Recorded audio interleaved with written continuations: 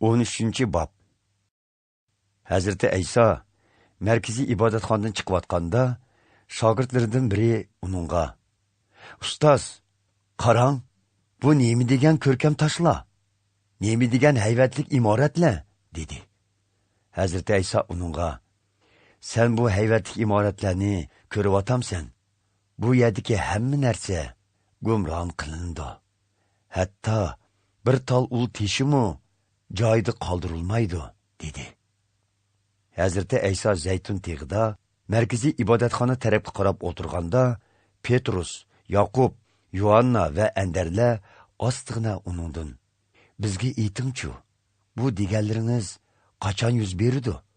Bularning yuz beradiganligini bildiradigan qandoq bishorat bo'ladi?" deb so'rashdi. Hazreti İsa ularga tushuntirishga boshladi. "Boshqalarning ozdirishidan hoşyar bo'linglar. Nurg'un kishilar mening nomimni setib, qutqizg'uchi Masih men bo'lman devilib, ko'p odamlarni ozdirdi. Sizlar urush xabarlari va urush shaplarini anglan vaqtinglardimi? Aloqzada bo'lib ketmanglar. Chunki bu ishlarning yuz berishi muqarrar. Lekin bu zaman oxiri yetib keldi deganlik emas. Bir millat yana bir millat bilan urush qiladi. Bir davlat yana bir davlatga hujum qiladi. Nurg'un joylarda yer tavrash va ocharchiqlar yuz beradi. Mana bu ishlarning yuz berishi xuddi homildor ayolning to'lg'ining boshlang'iga o'xshaydi. Sizlar o'zinglarga paxas bo'linglar. Kishilar sizlarni tutqun qilib, sotga topshirib berdi. Ibodatxonalarda qamchilaydi. Sizlar menga ishonganinglar uchun vali va podsholar oldida so'roqqa tortilasizlar. Buning bilan ular oldida mening guvochilarim bo'lasizlar. Lekin xushxabar butkul millatlarga zamon oxirdan burun yetkazilishi kerak. Shunga sizlar tutilib sotqa topshirilganda nima deyishdan andish qilmanglar.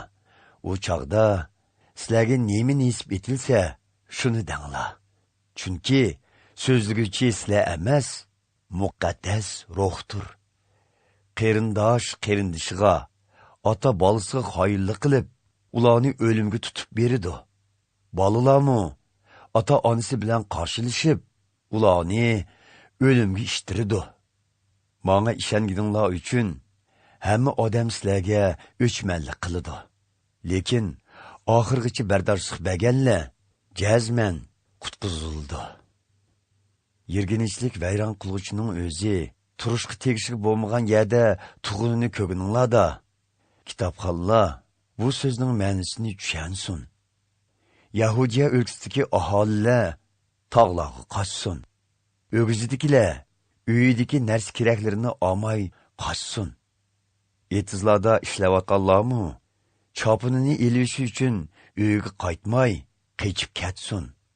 U kunlarda qechisi absi bo'lgan homildor ayollar va bola emitadigan onalarning holiga voy.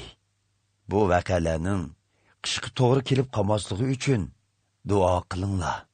Chunki u kunlardagi baloyi ofatlar Xudo olamni yaratgandan buyon ko'rilib boqmagan. Kelgusidimi ko'rilmaydi.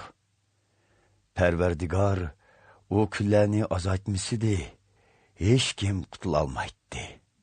Lekin Parvardigor u kunlarni o'zi tanlaganlari uchun azaytgan.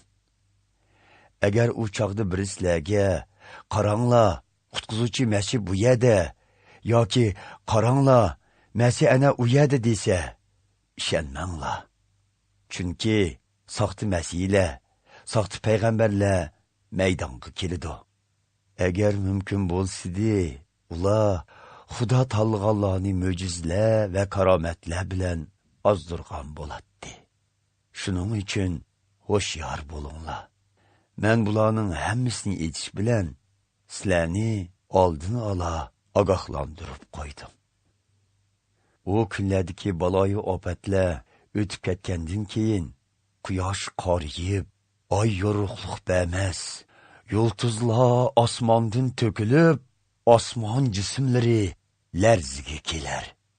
u chaqda kishilar inson o'g'lining zo'r kuch-qudrat va shon-sharaf bilan butlar ichida kelayotganligini ko'rdi. İnson o'g'li farishtalarni avatib, o'zi tanlagan kishilarni olamning bir chetidan yana bir chetigacha dunyoning to'rt bulungdan yig'ib bir yerga jam qildi. Anjir darg'idan saboq ilinglar. Uning shoxlari ko'kirib, yangi yo'pimoq chiqarganda yozning kelishiga oz qolganligini bilasizlar.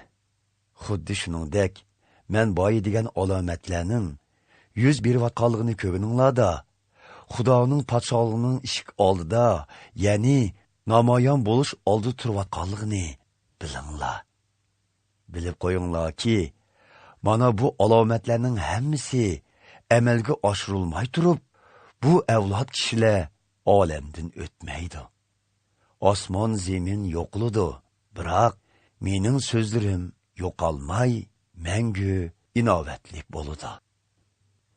Bu ishlarning yuz berdigan vaqt soatiga kelsak, buni otamdan boshqa hech kim bilmaydi. Na arishdagi farishtalar, na o'g'li bilmaydi. Paxas bo'linglar, sagak bo'linglar, chunki u vaqt soatning qachon keldiganligini bilmaysizlar.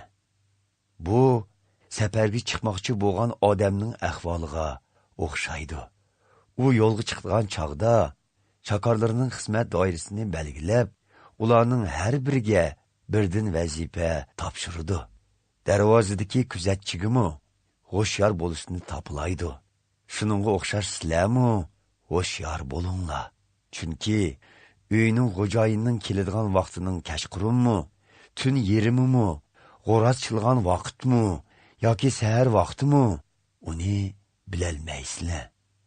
Shunga u tuyuqsiz kelib, sizlarni g'aflat uyqusida ko'rib qolmasin.